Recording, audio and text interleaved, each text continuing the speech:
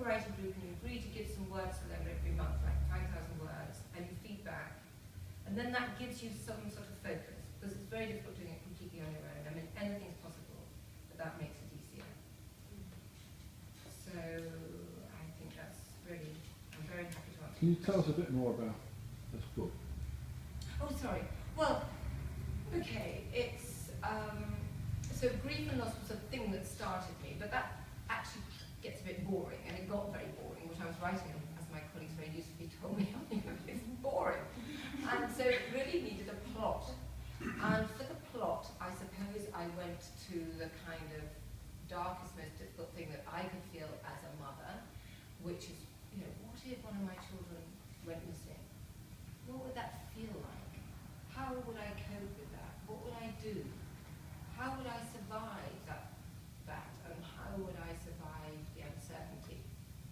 And so, and the thing that made me write the book in the structure I did, which is split time, was actually looking at the killing. I mean, I started to write by then, but I wanted a better way to write, and I was thinking very hard about this Nordic noir. I don't know if you've seen The Killing, but it struck me as very clever how it both compelled you to watch it, but it took you right deeply in.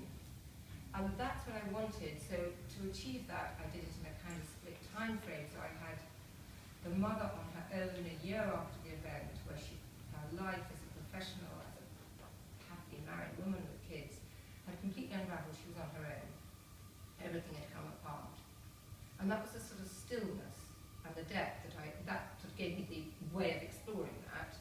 And then I went back, it was a time shift, I went back to around the time of the abduction, which was a kind of plotty bit.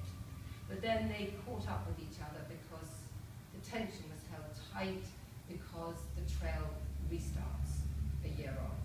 And then it becomes quite a page turner. You don't actually find out what happens to the gun until the last page. So not actually the last page, but that's it. So Eve.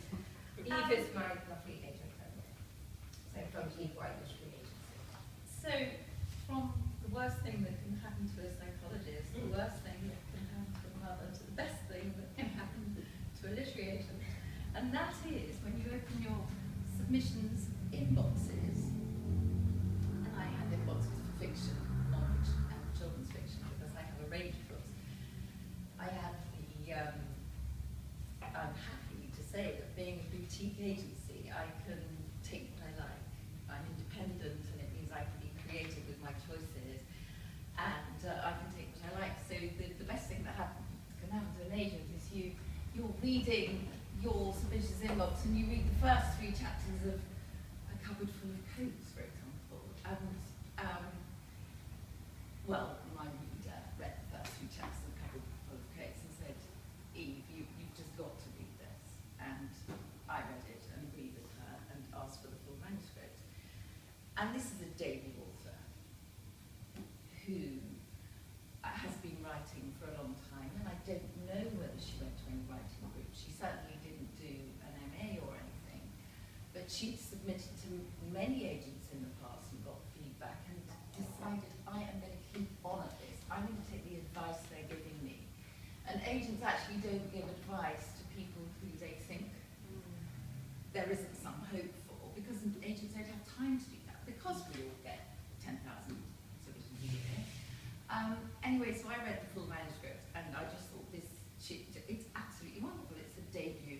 It actually is crime, but it's literary crime, about a girl who's 15, and the book opens with her written in the first person, and she's telling us, I felt like this, I'm 30 now, but ever since I was 15, and I killed my mother. And this is how life has been. And, you know, I just couldn't wait to read the rest. And when I finished, I thought, yeah, this book's got potential. You know, it needs some work, particularly in the opening, to sort of hook the reader in. But if I can see potential in the book, then there's something I like better than getting together with the author and editing. And she then went on to be published in America with HarperCollins as well. James also published by HarperCollins in America. And this is the American version with One World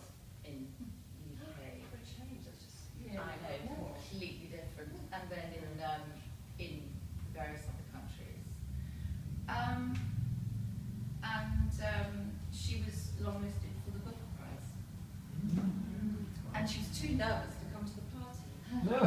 She said to me when I decided to become an author, I thought I was going to be, you know, I've worked in housing and local councils and been surrounded by people all the time, and I thought I could just go and live in a hut at the side of a mountain somewhere and write books, but actually it's not like that, is it, Eve? I've got to go to parties. And actually, by the time she got shortlisted for her next prize, she was prepared to go to the party, and I said, I'll come with you and I'll hold your hand. But now there's no stopping her, and she's been all over the world talking. And so,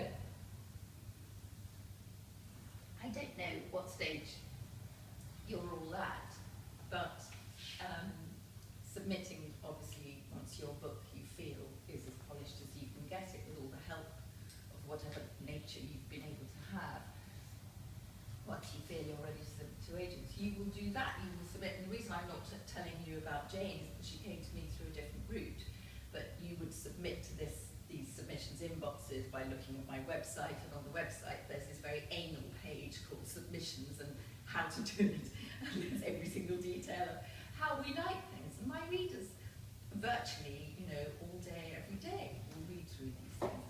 And I sat with them today over lunch and I said, so tell me, you know, I'm going to do this talk tonight, tell me, you know, what you like. And, you know, aside from all the things about, oh, we want to be, you know, correct, and we want to know, we want, by the end of 3 chapters, we want to be dying to read on.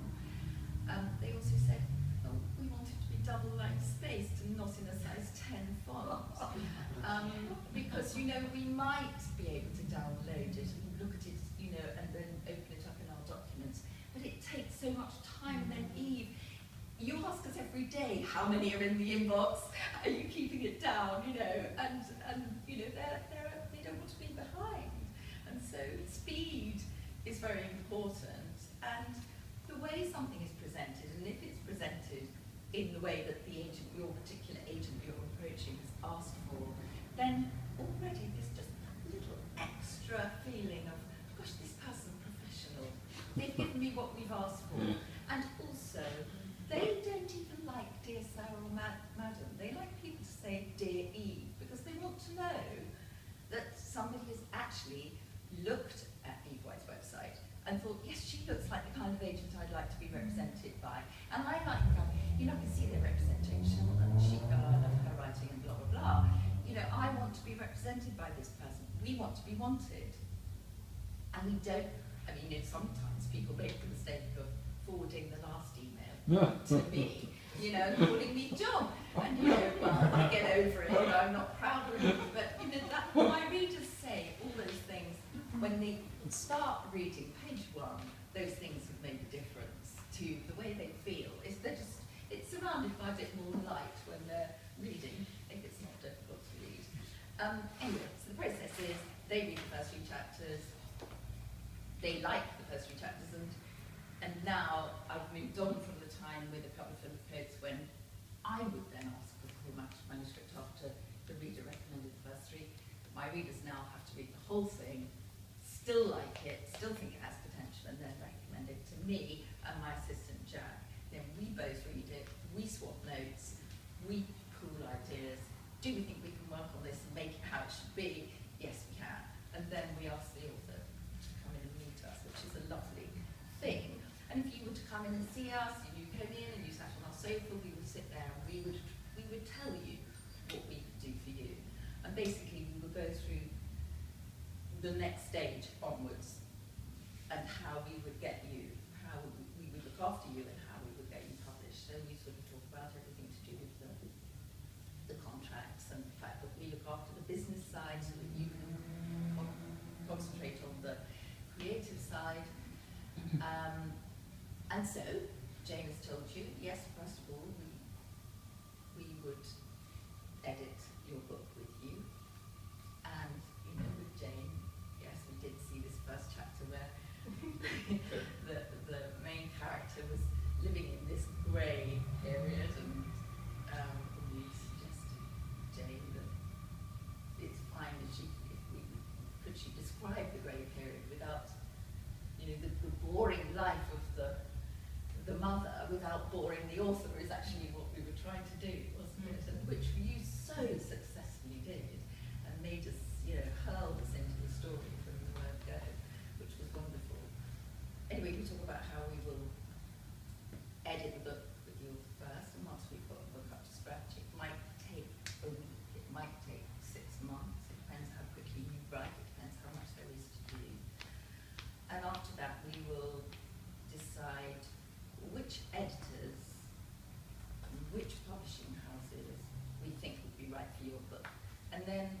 we'll sit down and make a list of 8, 10, maybe 12 publishers, as I did with Jane, to submit the book to. It happened that with Jane's, it was London Book Fair.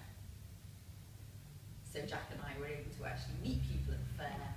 We'd already submitted the book to them, but then we said, well, we'll see you at the fair. So it was a very exciting time because people were actually coming up to us at the fair and making offers, which is what used to happen at book fairs. And now, because of email and everything else, it doesn't really take place on the day. We love doing a deal at the book fair because it's so exciting and everybody takes notice. And publishers around the world are all suddenly sitting at your desk and saying, I've heard about this book, Dawson, please tell me. And so what we hope for is, having submitted it to 10 or 12 of who we believe to be the right editor, it's not we'll submit it to Penguin, it's we'll submit it to Sam Humphries at Penguin, because we know Sam Humphries, because when she was at Macmillan, she did Room, and this is a book that's going to appeal to reading groups, book clubs, and Sam Humphries loves that kind of book. So, Sam is now a Penguin. Well, okay, fine, we'll submit it to Sam Humphries. It's the editor and the publishing house, the team, and so we submitted it to 10 or 12 people. I can't remember who knew. And we ended up with an auction between 3 publishers, and that, it is the best thing to do, because firstly, we can get a decent advance for the author, and the author is hopefully going to be working full-time as a writer, and if you can do that, it's a luxury, and not many authors can at the beginning of their career. It takes quite a while to earn any kind of living out of being a writer, and a lot of writers face years and years and years of leading a double existence. But luckily for Jane, she was able to continue writing full time because we had this auction and we got her a very nice deal and accepted the offer in the end from Penguin. And then soon after, about a month later, I had a visit from an editor from HarperCollins US, and she made an offer to publish in the US, and so it's coming out there. And also we have a wonderful sub-agent called Rebecca Winfield, who sells our rights in translation, and it's sold to Germany, Holland. Where else? That's it, 4 countries so far. But because of everything Penguin is going to put behind this book, as soon as it's released in the UK and starts to sell well here, we will have more publishers around the world coming to buy the rights in it. And also, we hope the rights in the second book as well. So we negotiated the contract with them once we'd done the deal, and we decided with Jane, Jane all the time, Jane knows we're going to get her the best advance we can, and the best royalties we can, the best package we can. But we need to talk to Jane all the time, about which publisher, which editor, who would you choose? And luckily, the publisher who offered the most was the publisher Jane dreamt of being with, so it all worked out very nicely. And then after that, we make sure the contract is, every clause of the contract is right, Jane signs it, and then we go on to doing our best to sell TV rights, which we actually have done now already, to a company called Artist Studio, they haven't bought the rights outright, but they've bought the option, and they are developing now, and we'll begin to write the script soon. And of course, if we can get that, it takes years for these things to happen, but if in 2 or 3 years' time it's a TV drama, and of course then it will revive sales, and they'll make a TV tie-in at Penguin, and it'll come out, published all over again. And then our